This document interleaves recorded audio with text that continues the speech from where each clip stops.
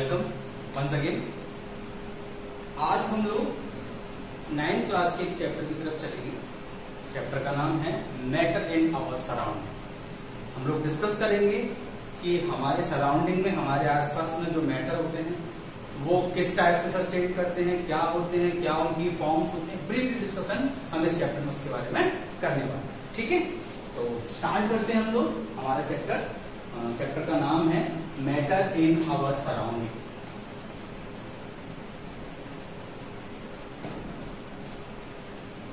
Matter in our surrounding. ठीक है, तो सबसे पहले स्टार्ट करने से पहले हम लोग सबसे पहले ये बात कर लेते हैं कि जो चैप्टर हम लोग पढ़ रहे हैं, जिसका फर्स्ट वर्ड मैटर है, वो मैटर क्या होता है। सबसे पहले मैटर के बारे में डिस्कशन करते हैं। देखिएगा,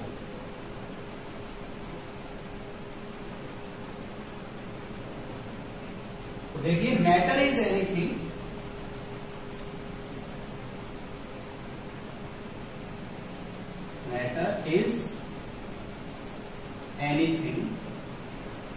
that occupies space and have weight is matter, है ना। यानी कि कोई भी ऐसी चीज जिसके अंदर क्या होता है, वेट होता है, यानी कि वजन होता है, और दूसरी बात वो क्या करता है, स्पेस को यानी जगह को घेरता है, वो क्या कहलाता है, हमारा मैटर कहलाता है। ठीक है, जैसे कि अगर मैं एग्जांपल की बात करूं तो एग्जांपल में देख लीजिएगा, जैसे कि एयर है ना, और शुगर है, ठीक, और ब्रिक्स हैं, इटीसी। ये सभी क्या है, हमारे सब मैटर के अंदर आते हैं। ठीक है, जैसे कि आपने देखा होगा एयर। अब एयर के अंदर भी क्या होता है, वजन होता है। एयर भी क्या करती है, स्पेस को कवर करती है। अब आप कहेंगे बोले सर कैसे, तो इसका एक बहुत छोटा सा एग्जांपल लेके चलते हैं। आप एक बैलून ले लीजिए। बैलून में आप एयर आपको फिल करनी है, यानी हवा फिल करनी है। एयर फिल करने से पहले आप एयर उसका बैलून का वेट ले लीजिएगा कि उसका वेट कितना है, यानी वजन उसके अंदर कितना है, और उसकी शेप कैसी उस समय पर, है ना, यानी उसमें वो कितना स्पेस को कवर किए हुए। ये पहले आपको देखना है, कब, विदाउट फिलिंग द एयर, यानी एयर भरने से पहले। दूसरी बात, अब आप एयर फिल कर दीजिए उसमें, और एयर फिल करने के बाद देखिएगा कि उस बलून का वेट कितना हो जाता है ना, उसकी शेप यानी उसका जो स्पेस घेरने का प्रॉपर्टी है वो कितनी बढ़ जाती है, यानी वो कितना स्पेस कवर कर लेता है। दोनों में ही आपको बहुत ज्यादा डिफरेंस मिलेगा। तो इससे बिल्कुल क्लियर हो जाएगा कि हाँ, एयर भी क्या करती है, स्पेस घेरती है, और एयर के अंदर भी वेट होता है। इसी तरीके से शुगर यानी चीनी है। देखो, ये तो नॉर्मल सी बात है, आपने वेट देखा होगा, उसमें वेट होता है ना, और जितने स्थान पर जितनी प्लेस पर उसको डाल दो वो उतने स्पेस को क्या कर लेता है, कवर कर लेता है ना। और देखिए, ह्यूमन बींग्स है, इंसान है ना, चाहे वो एनिमल्स में आए, चाहे वो किसी में भी आए, वो भी क्या करते हैं, स्पेस घेरते हैं। यानी जितनी जगह पर अगर वो खड़े हो गए या बैठ गए, उतनी जगह क्या हो जाएगी, उसमें कवर हो जाएगी। और नॉर्मल सी बात, वेट तो उनके अंदर होता ही होता है। इसी तरीके से ब्रिक्स है।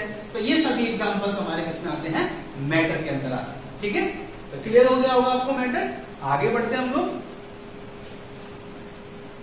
अभी हम लोग बात करेंगे प्रॉपर्टीज के बारे में।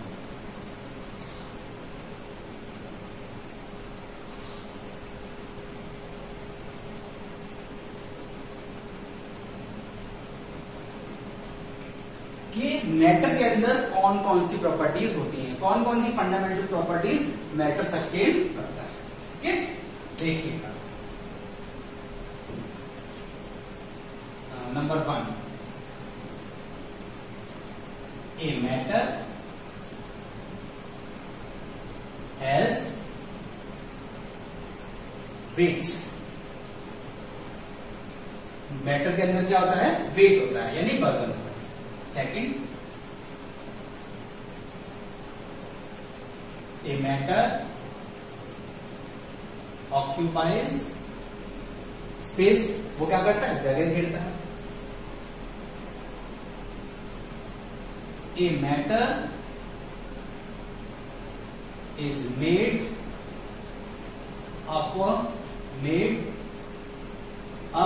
Of very टिनी particles.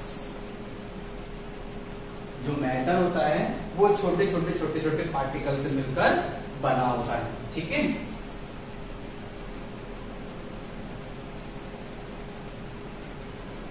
Very टिनी particles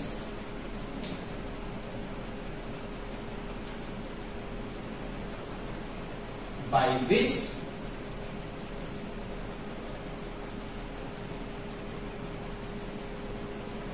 matter forms are called atoms or molecules। यानी जो टिनी पार्टिकल्स होते हैं, छोटे छोटे पार्टिकल जिससे मैटर मिलके बनता है, वो क्या होते हैं, एटम्स भी हो सकते हैं और वो मॉलिक्यूल्स भी हो सकते हैं, ठीक है। एटम्स और मॉलिक्यूल्स हमको हम, ठीक है। अच्छा, द पार्टिकल्स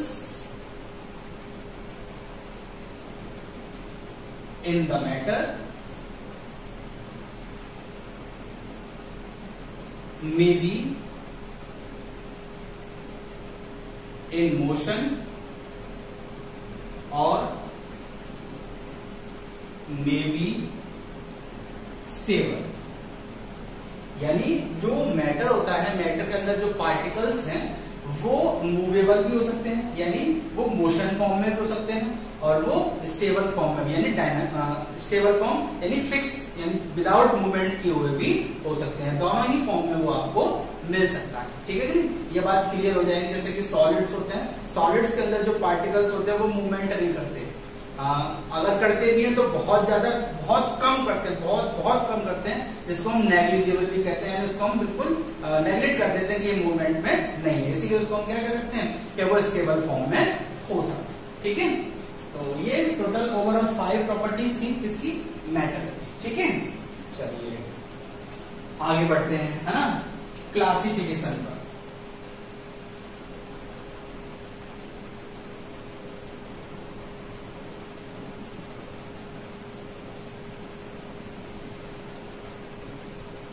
अब हम डिस्कस करेंगे कि जो मैटर्स हैं उनको हम किस तरह से क्लासिफाई कर सकते हैं, यानी अगर हमें उनको कैटेगराइज करना हो, उनको डिस्ट्रीब्यूट करना हो कौन कौन सी फॉर्म में, तो उसको डिस्ट्रीब्यूट करने के लिए मैं आपको बता देता हूं। देखिए, इनको हम 2 टाइप से क्लासिफाई कर सकते हैं। Number 1, on the number first है हमारा on the basis of physical properties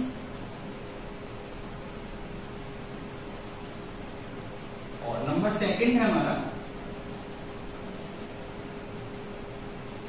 on the basis of chemical properties, ठीक है।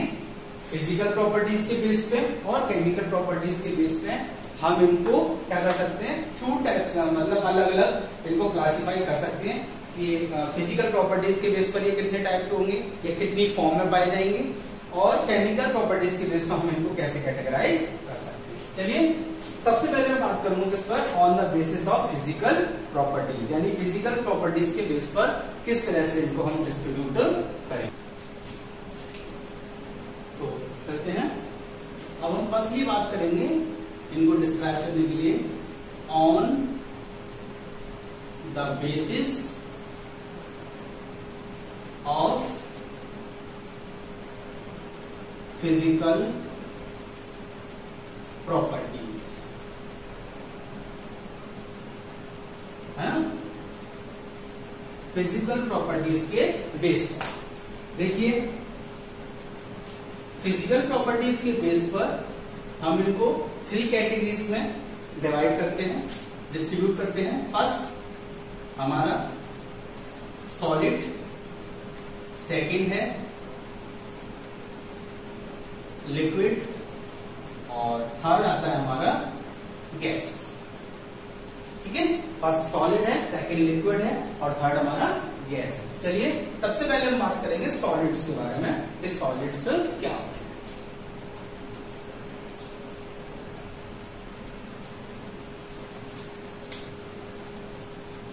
A solid is that form of matter in which both the volume as well as the shape is fixed यानी definite. जैसे कहें तो stone है, iron है और BRICS ले लीजिए, है ना, ETC। तो देखिए सॉलिड जो होती है मैटर की एक ऐसी फॉर्म होती है जिसमें उसकी दोनों ही चीज, उसका वॉल्यूम और उसकी शेप दोनों ही कैसी होती हैं, फिक्स होती हैं, यानी उनके अंदर कोई भी चेंजेस नहीं होता है। ठीक है, तो वो क्या कहलाते हैं, हमारे सॉलिड कहलाते हैं। जैसे कि स्टोन है, स्टोन की जो शेप होगी वो कैसी है, बिल्कुल फिक्स, आप उसको चेंज नहीं कर सकते। उसका जो वॉल्यूम जितना है वो उतना ही रहेगा, चाहे आप उसे किसी भी फॉर्म में कन्वर्ट करने की कोशिश करें। ठीक है, तो जिनकी शेप और वॉल्यूम दोनों ही फिक्स होते हैं वो आपके कहलाएंगे सॉलिड्स।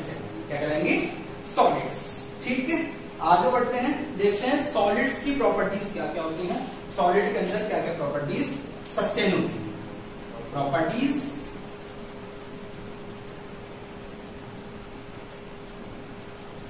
Of solids. देखिए first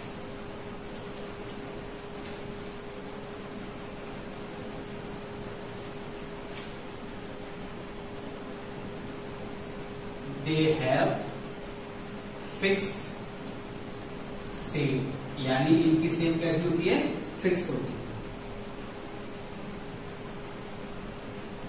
they have fixed volume, volume कैसा होता है, फिक्स होता है। Third, the particles are closely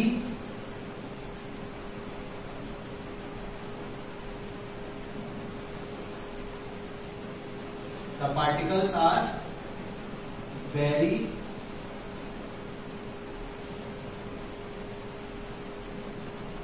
closely and tightly packed, यानी इनके जो पार्टिकल्स होते हैं जिनसे ये सॉलिड मिलके बने होते हैं वो बहुत ज्यादा पास पास होते हैं और बहुत मतलब कहते हैं हाई फोर्स के साथ क्या होते हैं, पैक्ड होते हैं, टाइटली पैक्ड होते हैं। Fourth, the density is very high, इनकी जो डेंसिटी होती है वो कैसी होती है, बहुत ज्यादा हाई होती है। The boiling and melting points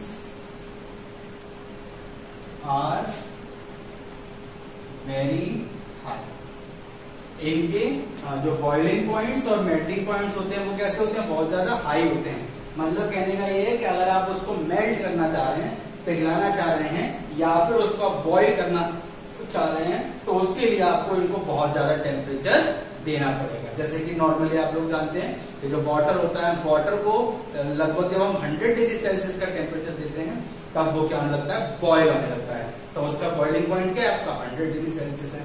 इसी तरह से हमारा आयरन होता है, आयरन का भी जो बॉइलिंग पॉइंट्स या मेल्टिंग पॉइंट जो होते हैं वो अप्रोक्सीमेट 1000 के आसपास होते हैं, ठीक है।